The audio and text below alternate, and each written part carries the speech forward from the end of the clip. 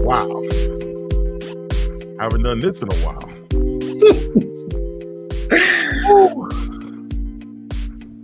I miss this.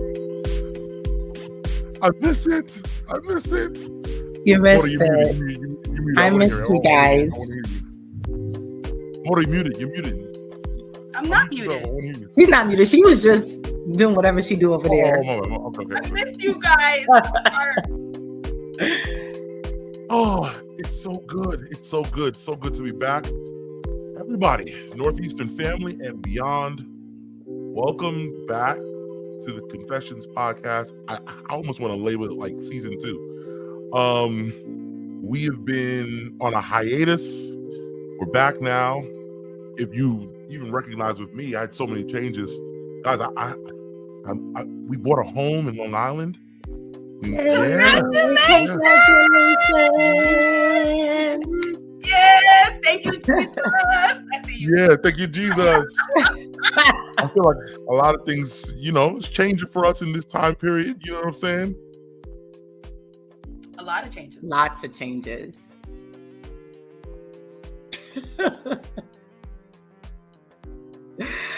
Ingrid, I can't stand you, Duddley.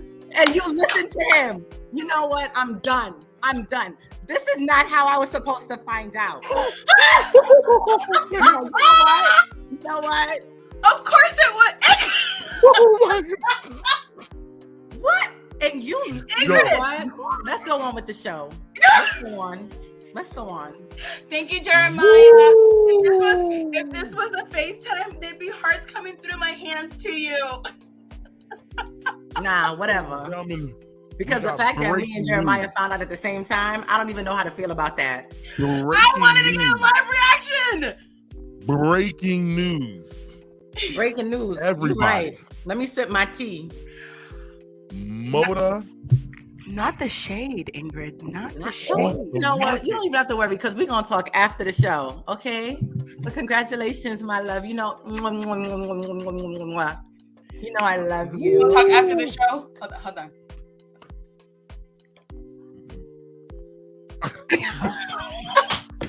Whatever. Right. I know how to bypass that now. I got an iPhone now, so I know how to bypass that. It's okay. Yes, many changes. Ingrid has an iPhone, y'all.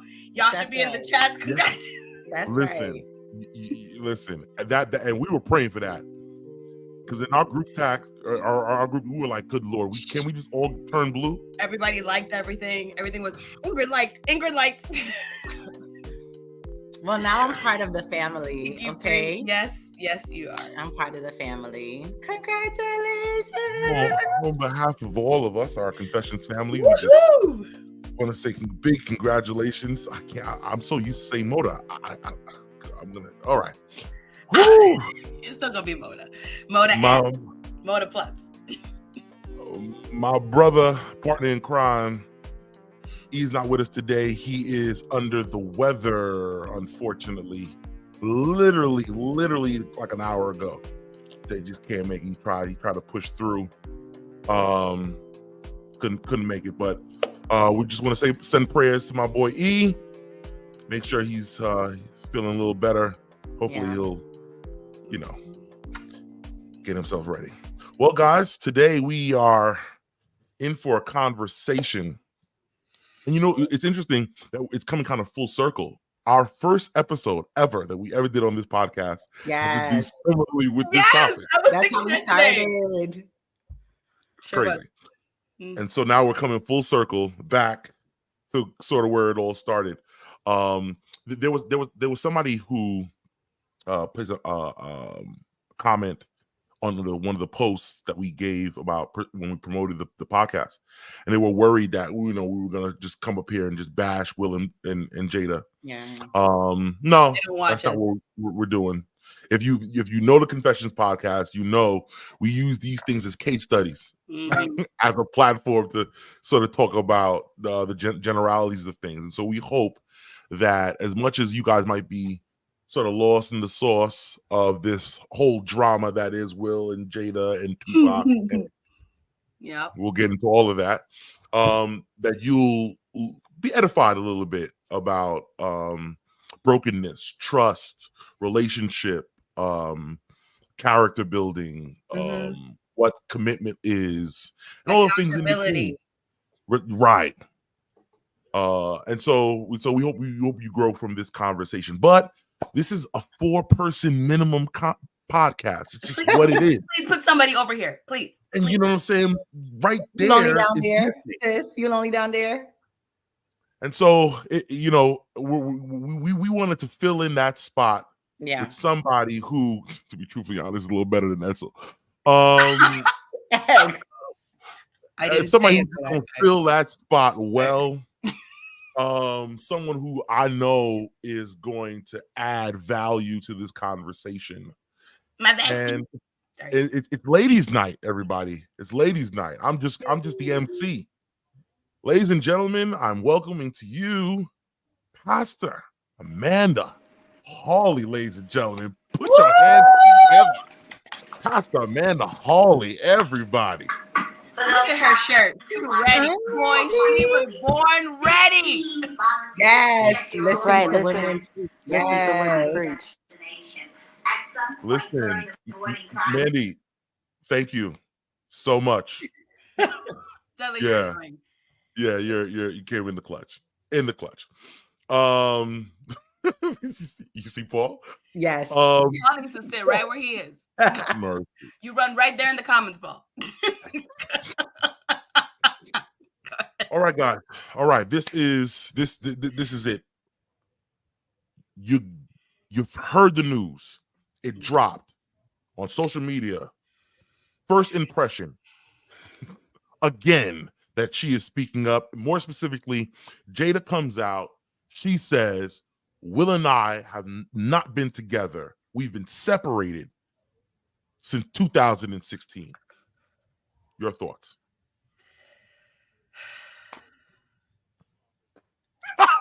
Come on. All the ladies. That was my initial thought. Okay. Like, why are we in this space right now? Go ahead, Mandy. Jump in. That was mine too. I want to say hi to everybody. Welcome. I'm in the airport, so I'll be muting off and on. And if there's a lot of background noise, sorry. But no, my initial thought was, why are you sharing your business? Like, there's some information that, I get as of late, there's been this push for more accountability from influencers, from actors, from leaders concerning their personal decisions. People realizing that there is a connection between the personal person and then the person that you see on the stage, on the screen, whatever. She's just giving away information that no one is asking for, that really is not relevant to the trajectory of her career or Will's. It's just like, to me, it felt like clickbait. It felt very clickbait-ish. And I did not positively partake, but I did laugh at Black Twitter. What is it now? Black X? Whatever. Since it's not Twitter anymore. I was here for those comments. I'm not going to lie. I kikied with my popcorn at all the comments. But it just seems like attention. She's grasping for attention and relevancy for, I guess, her book. Is she writing a book now? Yes, the book came out now, yeah.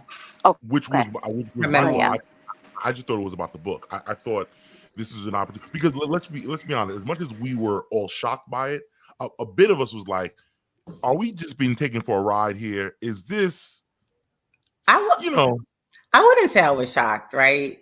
I just, like I was saying to Michelle before we came on, right? Like, who cares? Because at this point, it's like, I get that you want to heal, but exactly, you just want to stay in the medium. You want to sell your book because your healing is for you. The fact that, and it's funny because to prep for tonight, like, I've been watching back some of the interviews she was on, and, she'll make sure to say like, oh, the slap and my relationship, my marriage is only a small part of the book. But that's the part that you're talking about in the media, right? Because that's the part that's going to sell. I don't really think it was necessary for her to include Will, but she knew it would sell the book. So that's why she did. But for me, I was just like, why are we here? So this is how I was introduced to the topic. My brother posted a picture. No, Mota. For the rest of the episode, you cannot use that other hand. Every time you use a hand, you got to use the left hand. I'm sorry. All right. Nah. You know what? Use it. We'll talk later. Ingrid. Okay. So my brother posted a picture on Instagram, and it was Will and Jada standing at the Oscars, and the caption said, "Jada tells the world that she didn't even she has never formally met Will Smith." And I was like, "Wait, what?" And so then, of course, I went and typed in Jada, and boom, right? And then I was like, why? Sometimes, and I was telling this to Ingrid before we started, right? I think some people need to learn how to heal. I think people need to learn to tell the difference between someone who is actually sick mentally and someone who's just trying to garner attention. Yeah. I think that she's actually sick. I think that there is a part of her that really believes in what she's doing.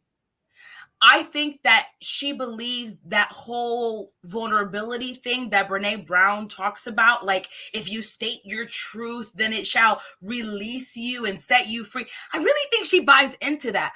But I believe that she does it in a way that is so depriving of her relationship with Will Smith. Because I don't think that she's really considering the ramifications of what she's doing to him. There is a complete other person involved in her life story. And every time she opens her mouth, people are like, Will? Exactly. And the kids. And the kids. And their children. And the kids.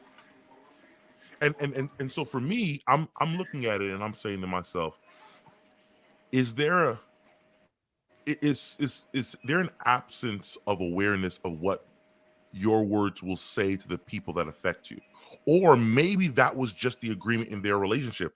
It was like the first relationship that I was seeing, or that was allowed to be seen, where they were okay being a couple, but being individuals. It was like the rules of marriage didn't work for them, that I can say and do what I want to do for me without worrying about how it affects somebody else. I was literally worried that we were going to hear something about Will Smith's health. I really did. I really felt like somebody call Will, check on him, make sure he's okay. I don't know how much a man can take anymore of this. And then on top of that, let's step away from the announcement, the 2016 we've been separated.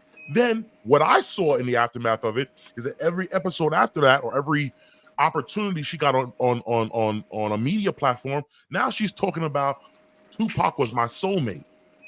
She's talking. Did you guys see this? I was with Tupac in another life. Yeah, past life. Why are you doing this? Why? And so when we talked about getting back on the podcast and kind of rebroaching this idea of relationships and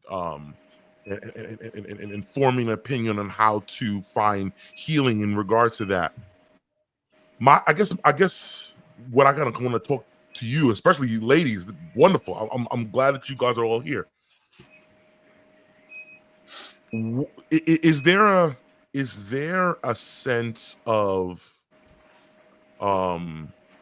obligation that you feel towards your man, to the things in which you say or you don't, and what levels are there to that? Because I've heard many women say, "Oh well, this is for my own truth, and I'm sharing my own truth." Where is that for you? What's your level that you don't want to break? Well, for me, my obligation is to myself. I have self-respect, and so at the end of the day, like I've made it clear even on this podcast that I'm divorced, right? but I have not shared, you know, the circumstances regarding my divorce. It doesn't matter how I feel about my ex-husband. Nothing that took place is anyone's business, right? And I would never disrespect him because I respect myself, right? Because we do have children together. Because I know that if I put information out there, people can distort it and do whatever they want with it, right? So if I'm in a relationship with someone, it doesn't matter what has happened, doesn't matter how negative or positive it has been. That's my business. You know, I can talk about my trauma. I can talk about the insecurities I grew up with. I can talk about all the things that have impacted me. But what that has to do with the person that I was with or am with has nothing to do with anyone else. So for me, like I said, if I want to put out a memoir about my healing, it's going to be about me and my healing. It's not going to be about anybody else. Not going to be about how I was separated, you know, this, that. I'm not going to create those questions for that person because it's unfair to them. I think it's very disrespectful. And I think that it just shows a lack of accountability and character on my part. Absolutely. Listen, as a former widow, I cannot. First Black Chronicles. Welcome back to the Confessions Podcast, everybody. As a former widow, First Black Chronicles 7:14 says, what happens in the house stays in the house. Come on, somebody. Listen. In all seriousness, Jada does things with zero consideration for anyone, not Willow. I mean, she literally had Willow's father on a table confessing to him about her relationship with her son's best friend. Like, ma'am, on national television. And I know that Will's reaction was like overly like, you know, the meme that was going on around Will with Reddit. But if you watched his documentary, he talks about the fact that he was just tired. Like, it was a long day. He had a lot to do. And so because he wasn't able to do it all, he was exhausted. And then they were like, we got to tape this episode. We got to tape this episode. So he went to the table to go and work with them. But it was out of respect for his wife. But I wonder, where's that respect for her husband? Listen, when I got divorced, I told people I was not going to tell anybody about the things that happened in my marriage that led to the dissolution of it. I didn't want to do that. There was no need to do that because if, just like Ingrid said, that's nobody's business. You don't owe anybody let me free you Black people real quick. You don't owe anybody an explanation about anything that happens in your house to you. And I think one of the biggest things and one of the biggest issues that I had growing up, my dad is a pastor, and watching him preach, and sometimes he would throw in like little stories about my mom, and that used to piss me off because I said, what happens between you and mom is between you and mom, not you and mom and our congregation of 30 people.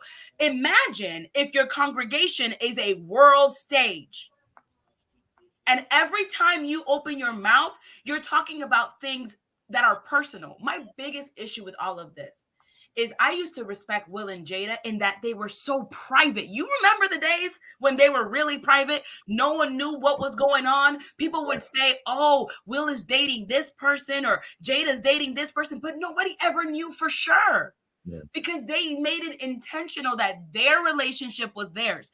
And then all of a sudden, out of nowhere, Jada was like, let me make an episode called Red Table Talk and start, airing all of our family business, because since everybody is quote unquote so interested in what our lives are like, let me just start to air out stuff.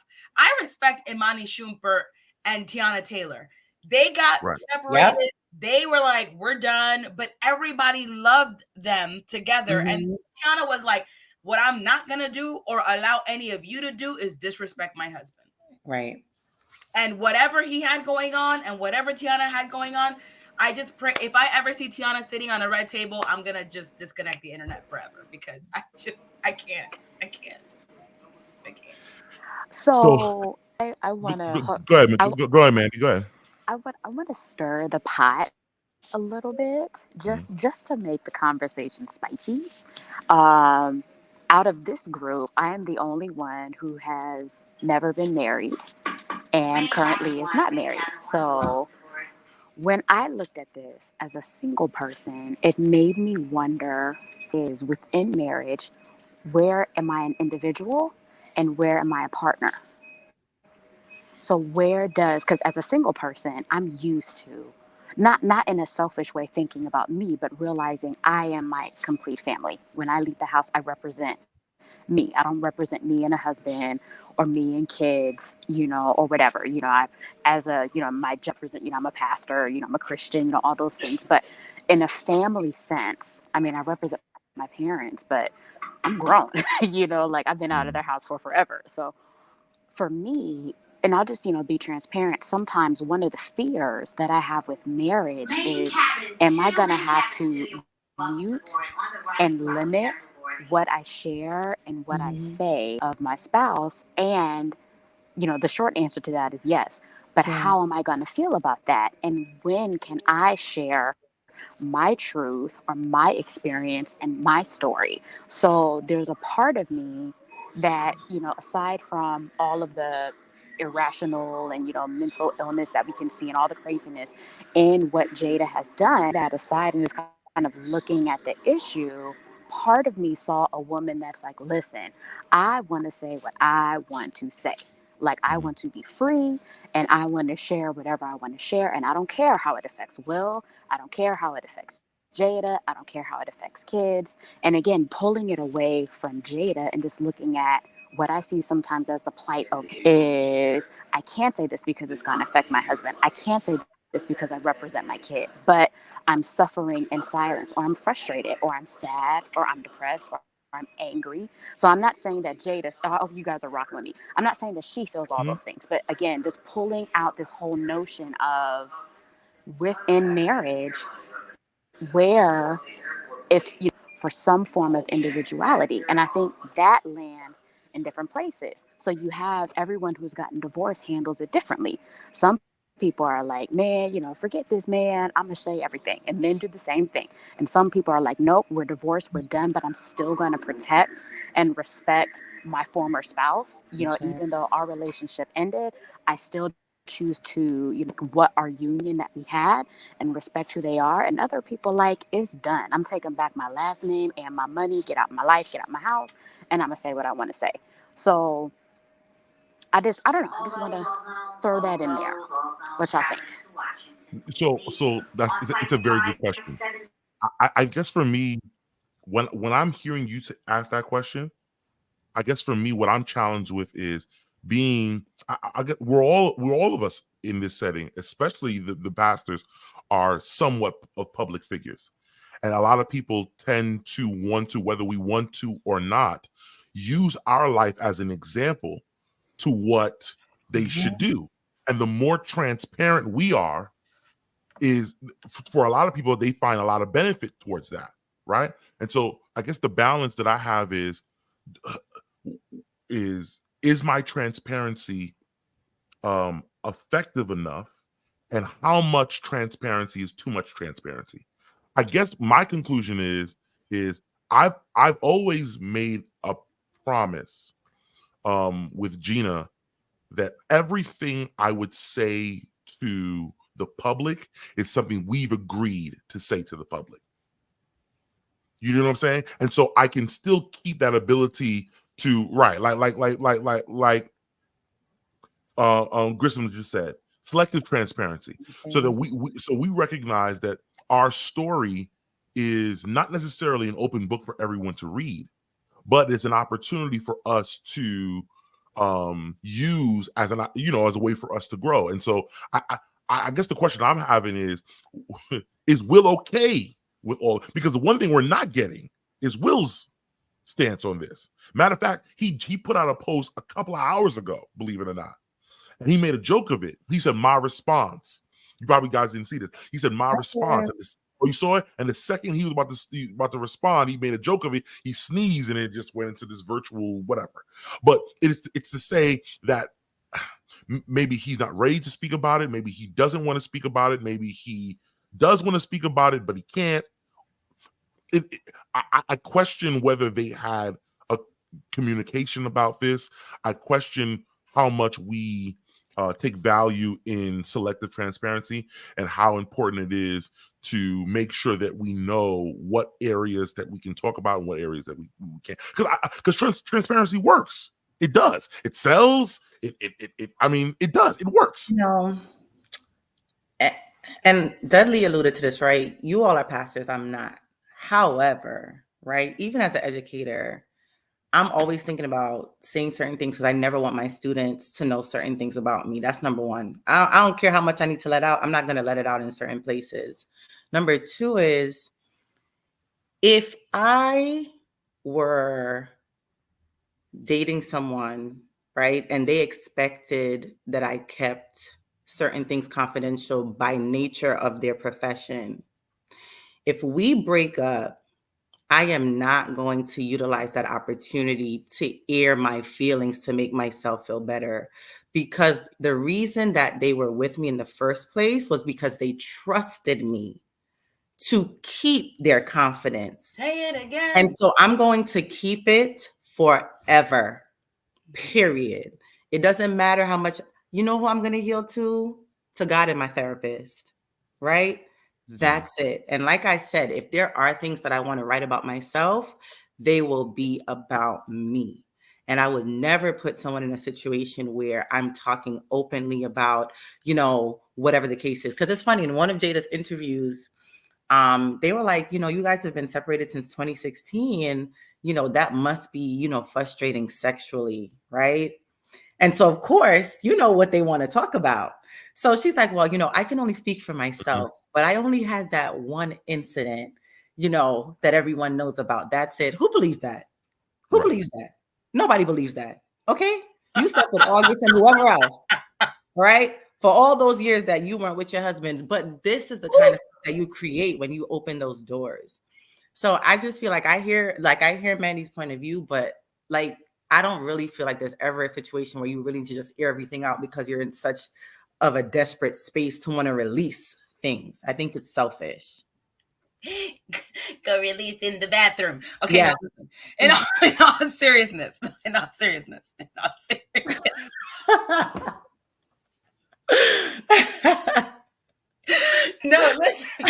listen. No. Listen, in all seriousness.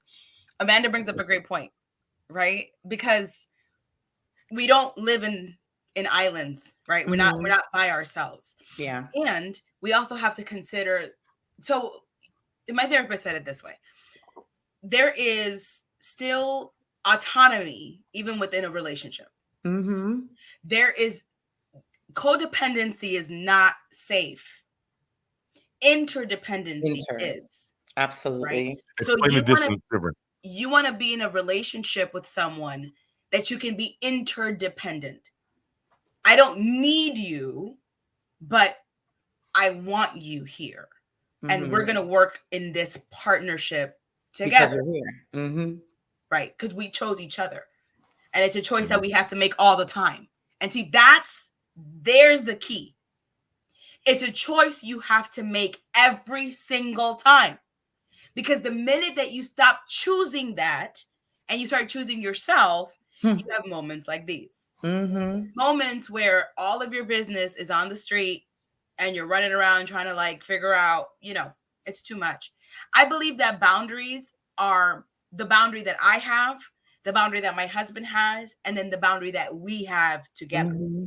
So it's my boundary, his boundary, our boundary. Mm-hmm.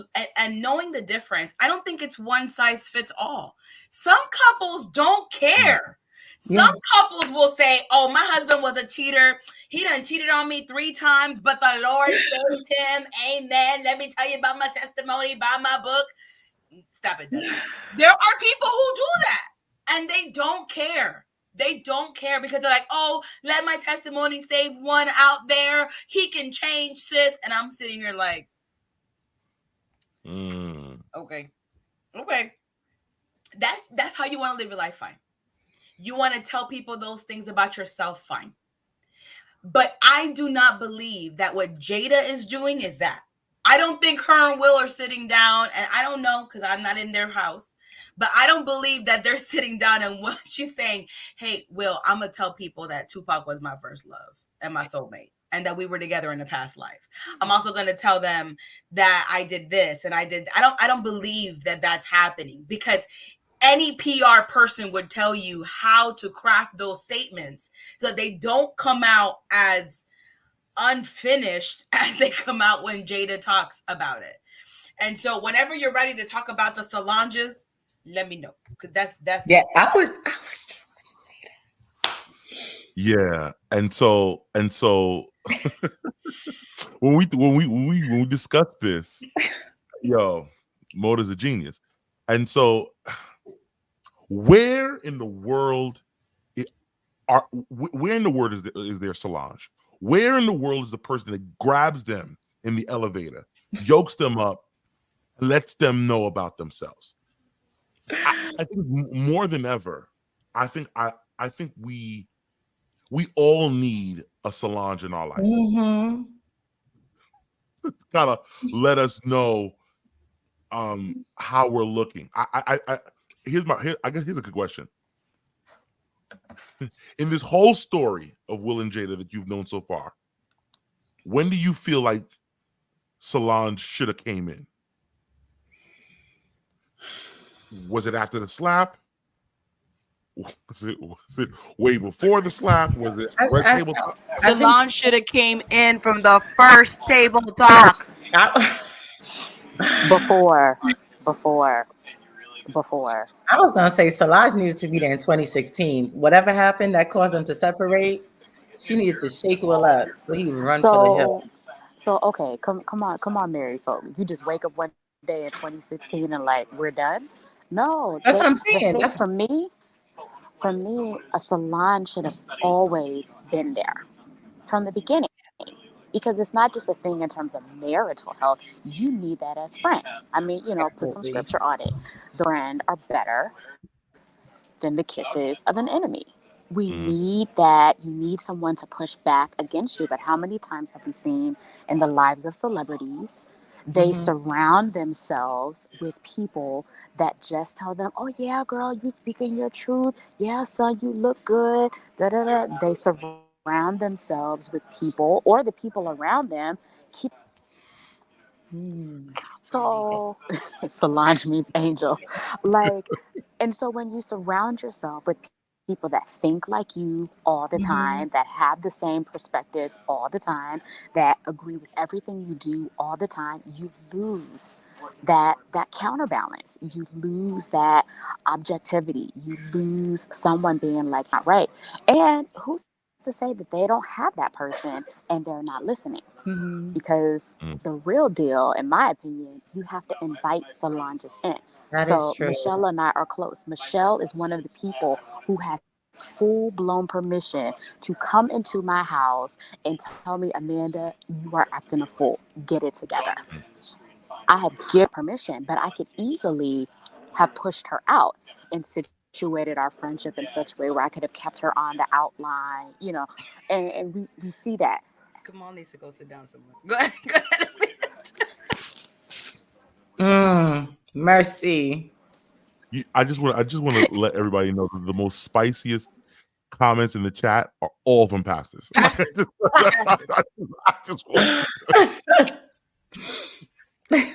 No, but I mean, Amanda's 100% correct, because a lot of people are not ready for Solange. I have lost friendships due to my honesty.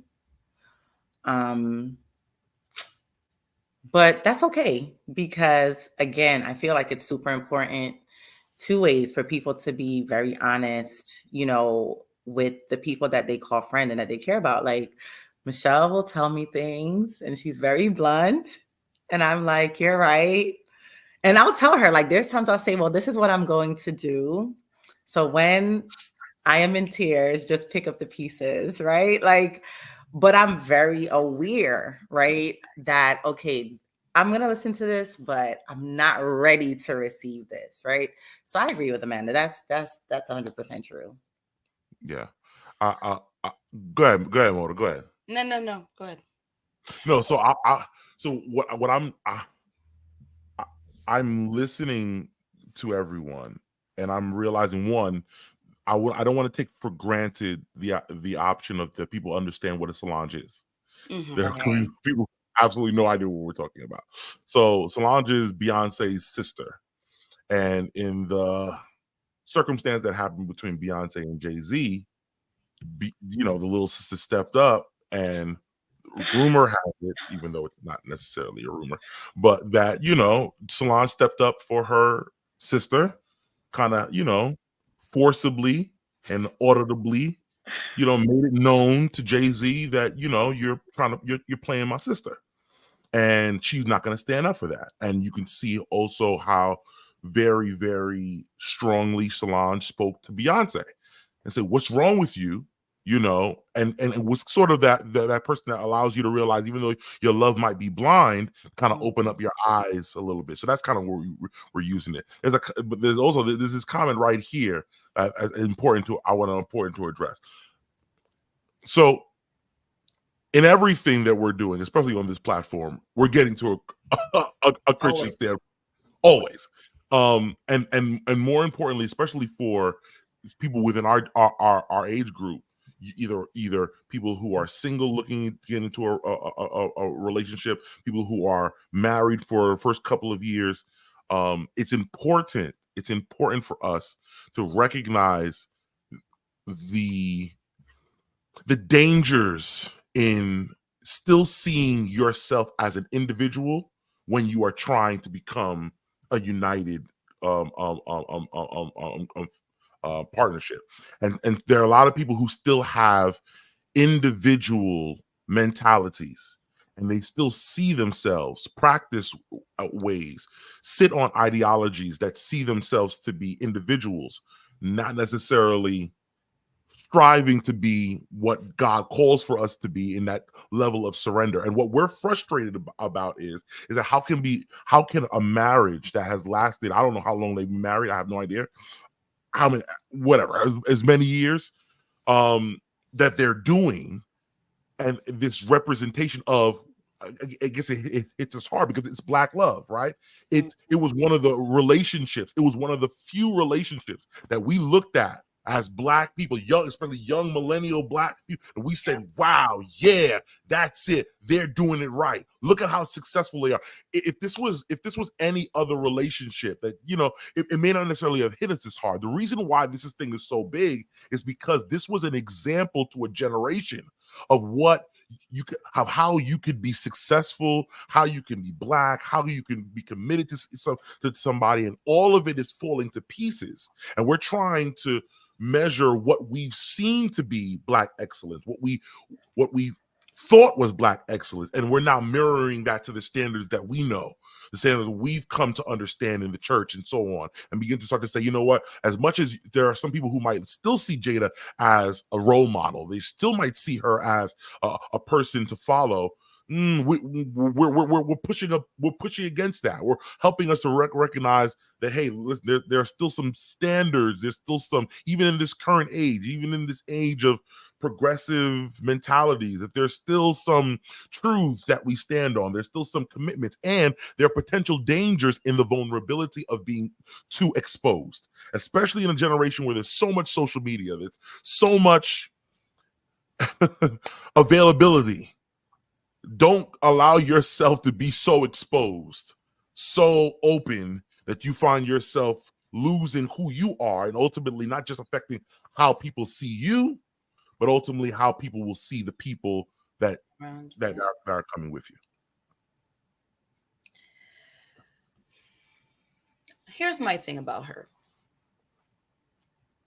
And this is where the Solanges have to stand up. Ingrid and I are close. Amanda and I are close. Amanda is one of my best friends, hands down. And there are things that I may not be comfortable with sharing with some people that I'm comfortable sharing with others. And something that happens, I believe, in these kind of situations is a lack of accountability. I am sure that Jada has friends who know the things that are coming up in her 400-page memoir book. Mm-hmm. I am sure that beyond her being Jada Will's, daughter, Will's wife, Jada was a drug dealer when she was a kid. Mm-hmm. Jada openly does ayahuasca. Jada talks about reading the Bible and the Quran and the I don't want to mess up the name of their book, the Bhagavad Gita, I think it's what it's called. And what I'm saying in this is she's searching for something. Right. Mm-hmm. There is a healing that she's looking for. And every time that she opens her mouth, she's trying to go towards healing, even if she's gravely missing the mark, right? Now, there are ways that celebrities spin things, right? When everybody found out that Jay-Z had cheated on Beyonce, they made albums out of those situations. They made an on-the-run tour after those situations. We all knew that Becky had good hair after that situation, okay? But my point is, that's all we know. They intentionally left all of the bigger details out. And what Solange did elevator when she backed up on Jay-Z and was like, yo, this is not cool.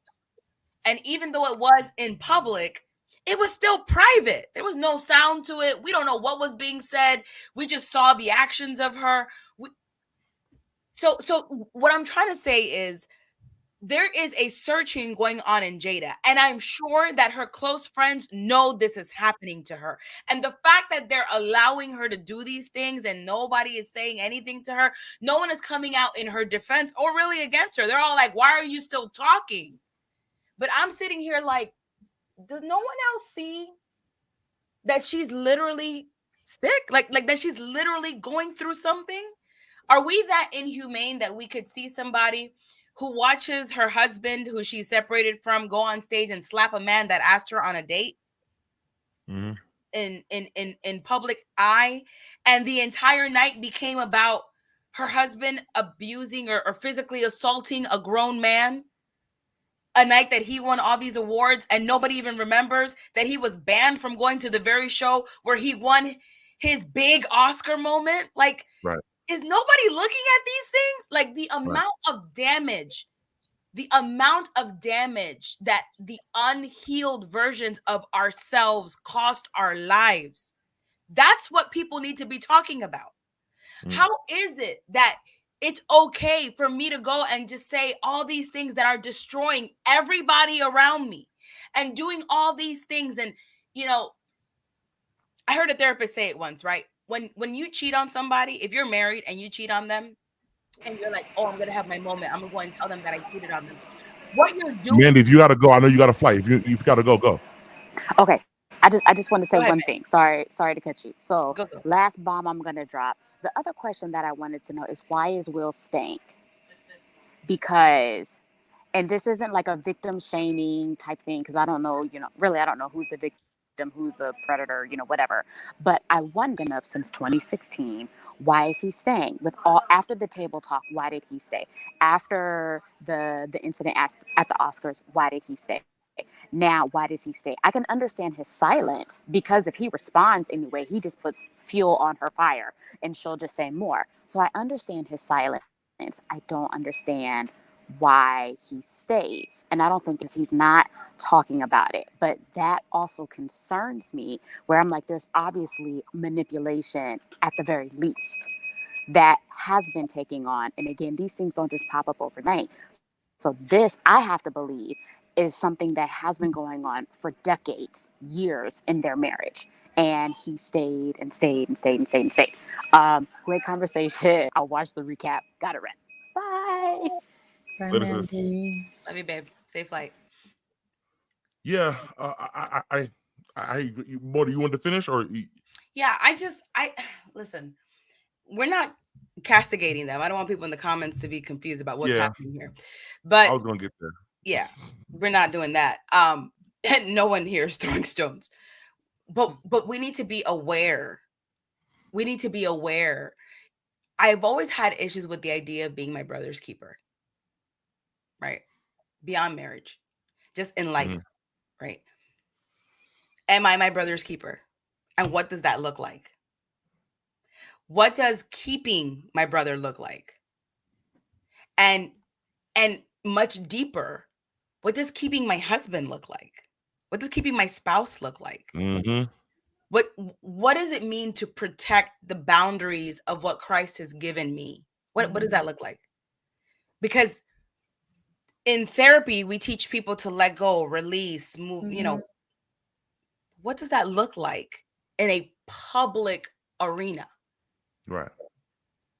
It's tough for me to say, as a pastor that went through a public divorce, I can say that people are very merciless.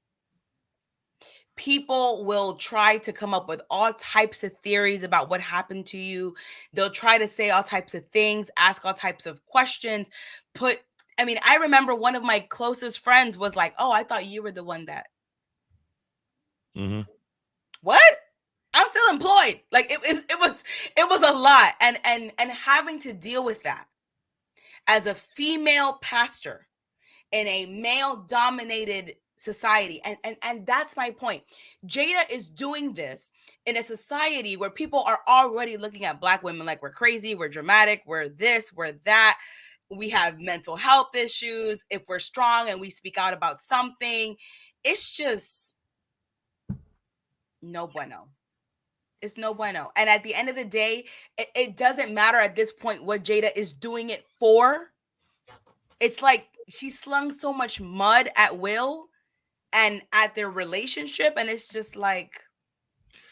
And so, go ahead, Ingrid. Go ahead. No, I was gonna use that to go to Mandy's point, right? So Me why too. still Go there, ahead. right? Right. And Jada said something in one of her interviews, and even to the comment that you just put up, Duddley, like, is this going to like a spiritual perspective? One of the things that I really struggle with this situation and situations that I've seen growing up in the church is exactly that. Why do people stay, right? Jada said something like, well, we've made a promise to each other that there's nothing that can happen that will allow us to be divorced, right? Legally. But yet you're living in separate homes. You're having extramarital affairs. You're living separate lives, doing your own things, maybe dating other people. And again, I'm not judging any of that. But my thing is, how is that benefiting you, right? And then it goes really back to the church, because I've seen a lot of that growing up. Couples that stay legally married, but they're separated. Their children know that they don't like each other. They sleep in separate rooms. They sleep in separate homes. They date other people, but we're going to stay married. I don't know if that they think that means something by staying married legally, right? As opposed to someone that chooses to get divorced because, oh, you're divorced and God hates divorce. But yet, because I'm legally married and I'm not living the kind of marriage that God would have me to, like, does that mean that you are better than me, or you're going to be saved because you decide to stay legally married but live an unmarried life? So, I mean, I think Jada is delusional, right? And I think Will is manipulated by her. And if he were to really get himself together, he would say, like, this is somewhere where I don't belong. If you want to save your marriage, but don't live separately and just say, well, we always agreed that we're going to stay married and we love each other and we support each other and we're family. And that's wonderful. But you are not reflecting that to your children or to anyone else around you. I asked myself the question, what if Samson and Delilah were in the time of social media? Yo, don't give me any ideas. Well, I just find it interesting. I find it interesting how we can use the drama that's found in the Word of God, examine it, use it as reasons for us to learn lessons from it, whether positive or negative. But we can't do it here anyway. But what Mandy said, Delilah, that would almost be David and Bathsheba on Twitter accounts. Anyway, but it is what it is. But the question Amanda said or gave was profound for me, because why is Will staying? And so I had to ask myself the question, why would I stay? Now, some of you now see Ingrid moved because she's I'm listening. In a way, I feel like Ingrid is a Solange for me, and she'll tell me you're crazy. But now the question now is Solange and what she might say to Will, what Will needed to hear? Or does Will know enough about Jada, knows enough about the fact that she's searching, and that he has tough enough skin to deal with it, but he understood the importance of the vows that he made, the commitment he made to be with her. And so, yeah, y'all don't know the issues. And yeah, I'll take the slings and the arrows, right? But I made a commitment to this woman. I made a commitment to the kids I have with this woman. And so as she is in this time, in this journey, as we've decided to separate but not divorce, for whatever reason, whatever soul searching that you might have needed, I'm not going to throw the baby out with the bathwater. I'm not going to do that. And so in a way, as much as we're like, man, Will, oh man, we feeling it for you, bro. No. It's a little commendable. One can make an argument. Listen, I don't, condone divorce. I don't promote it. Like, I would never say to Will, like, oh, leave your wife, whatever. My point is, though, right? I get what you're saying, but at the same time, one of the things that I said when people had conversations with me was, yes, I have children, but what I don't want to do is lead them and myself into hell because of a bad marriage, right? Right. Exposing people, exposing your children to unhealthy living, to me is even worse than saying, well, I'm gonna commit to, whatever it is, my vow, right? Especially if you feel like it's leading you down the road to damnation and hell, right? And that sounds strong, but the fact of the matter is sometimes that is our situation if we really assess what's going on in our homes and in our lives, right? And if I decided, well, okay, I'm going to be separated to rediscover myself and heal and repair my marriage, what am I doing during that separation time? I'm not going on interviews, not sleeping with other people. I'm not starting new relationships, right? Exactly, right? I am either going to do what I need to do to repair the relationship, or I'm going to say, you know what, this is not working, and move on. Whatever they have going on is confusing. Can we be honest about this? Let me talk about this real quick. This is the elephant in the room that nobody wants to talk about. Their dysfunction goes beyond just them as a couple. They are a power Black couple. Okay? That's it. They don't represent Will and Jada. Unfortunately. The same way that even though I am Pastor Michelle Mota, I don't represent Michelle Mota only. When I go somewhere, it's, if I do something, it's, female pastors. Yeah. But I'm one person. But I represent a group of women. And the truth is, white people don't have to deal with this like Black people do.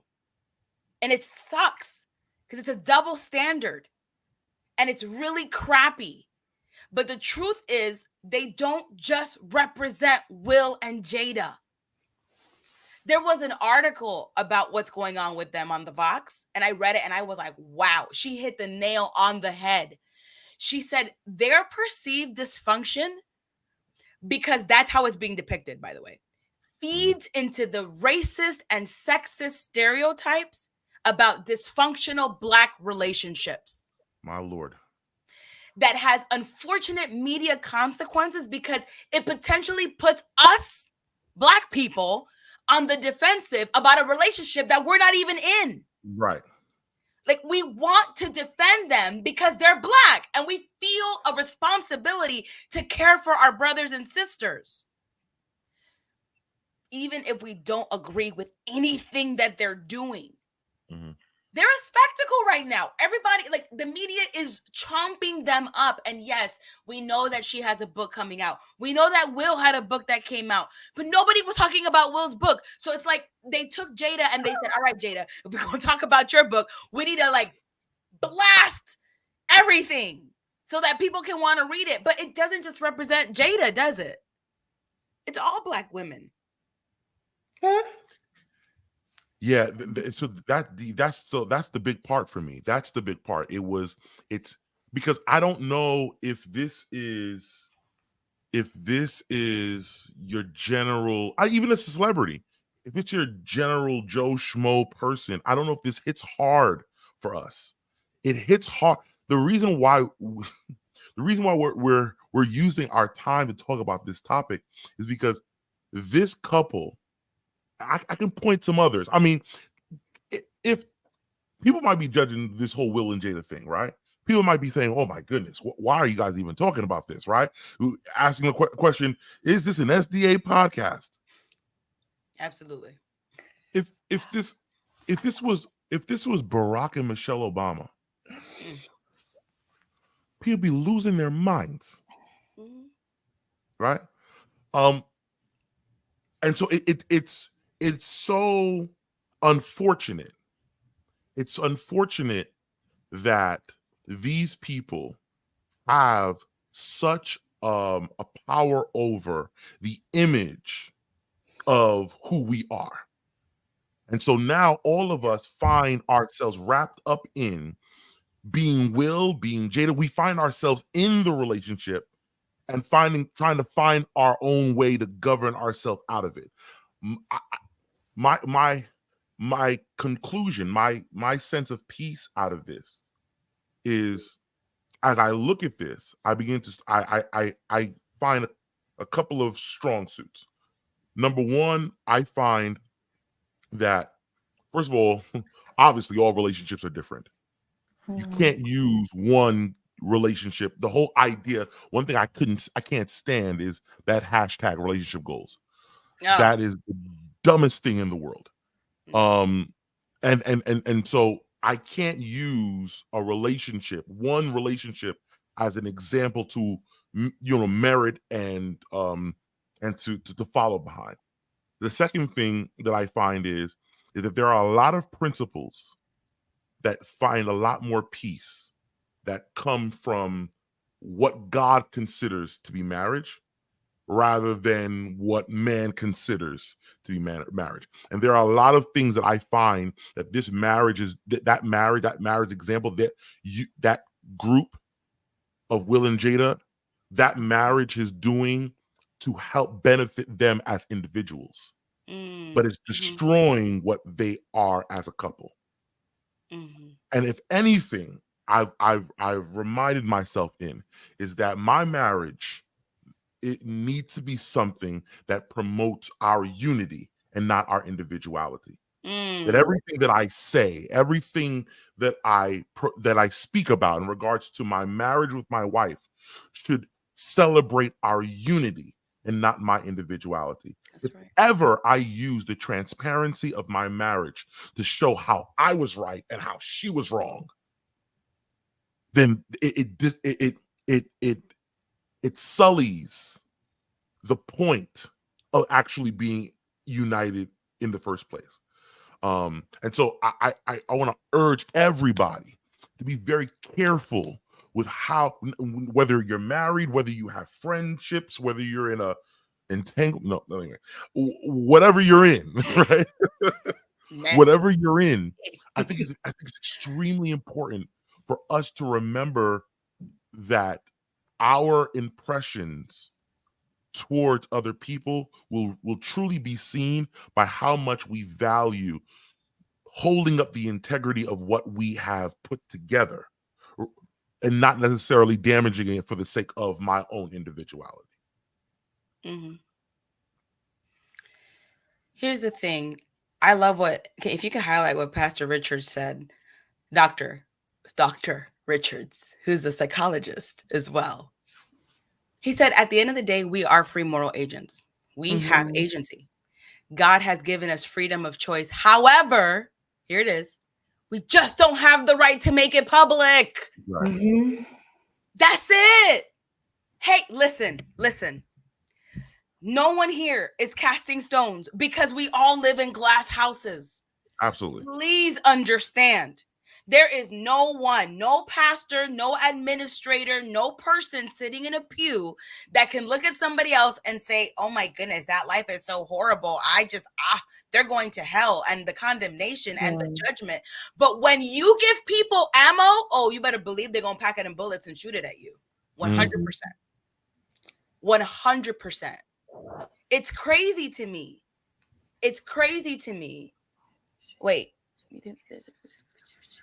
For those of you who are on our podcast, do you think there's a reconciliation opportunity for Jada and Will? And at what point we as Christians should use as a separation divorce consideration? That's exactly what I'm saying.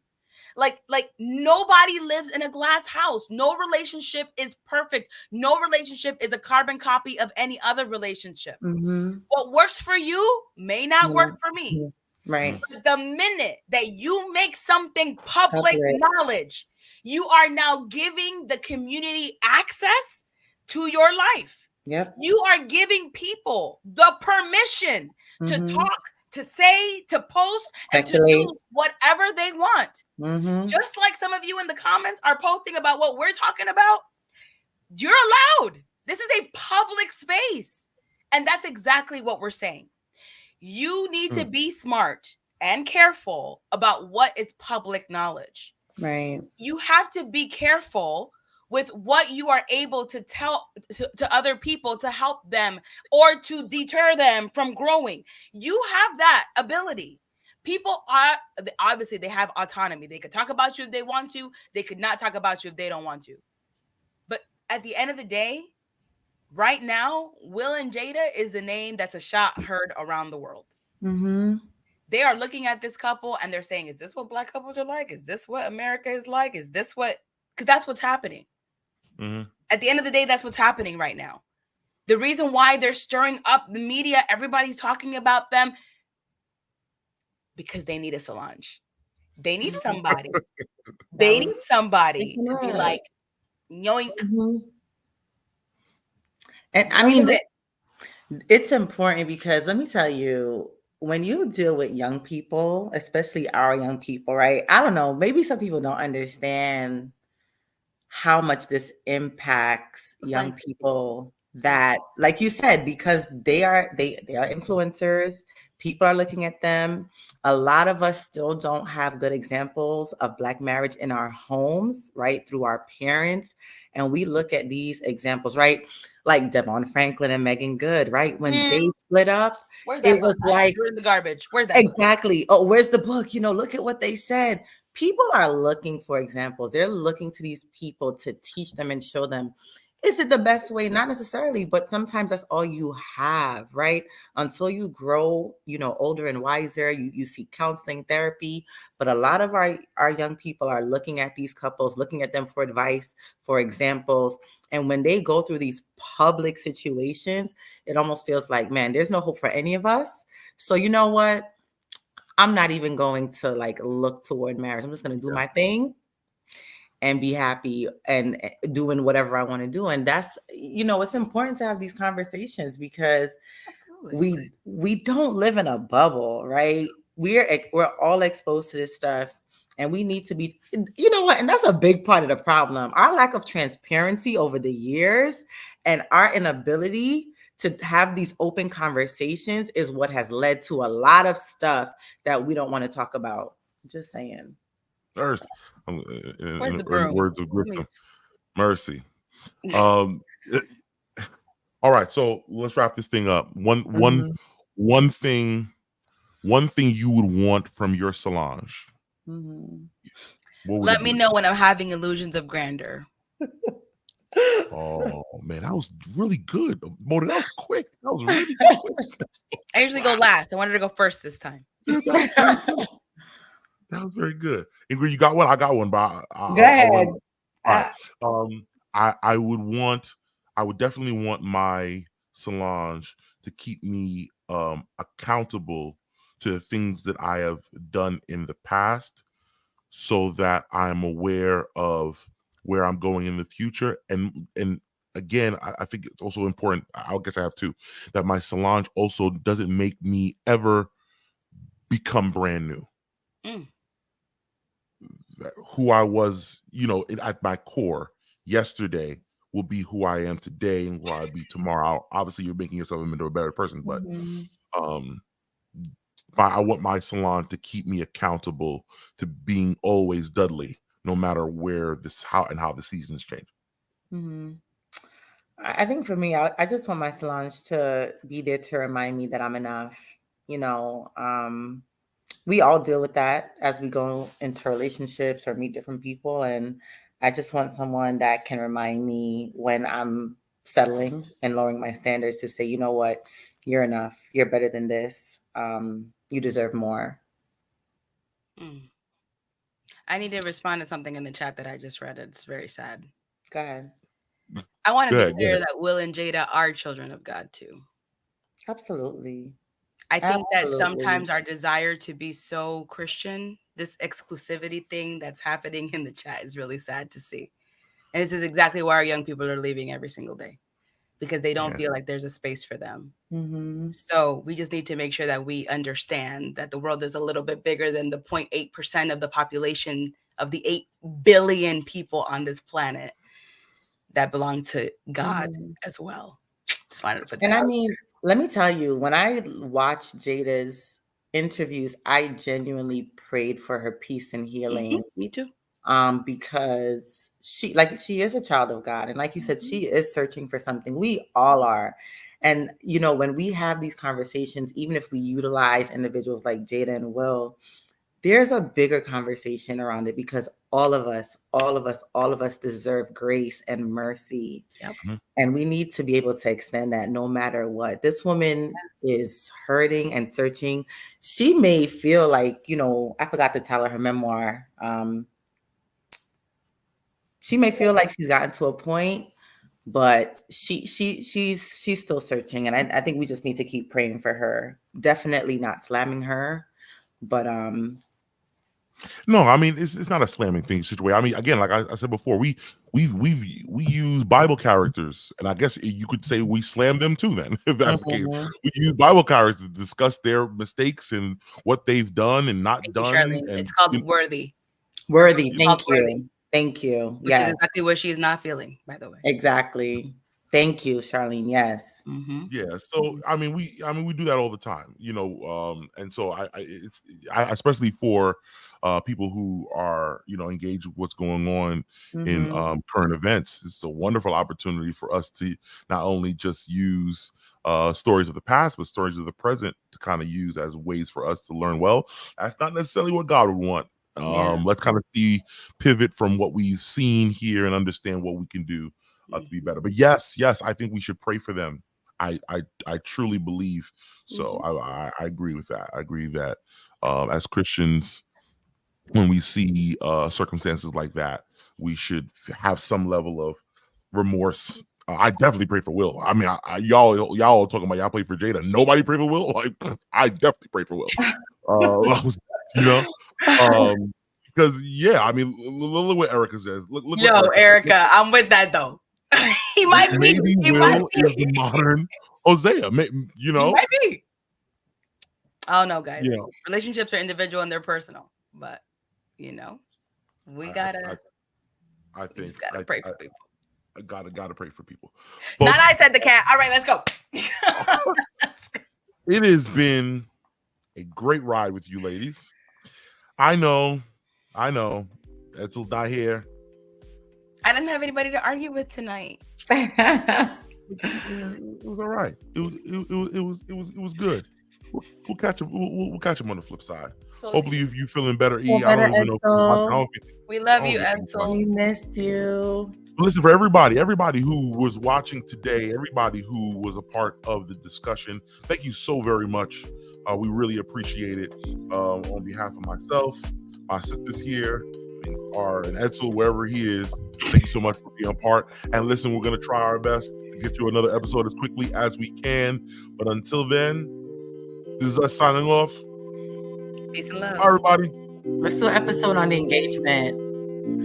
Ooh, that's wow. good. The pettiness right now. I love you. The pettiness.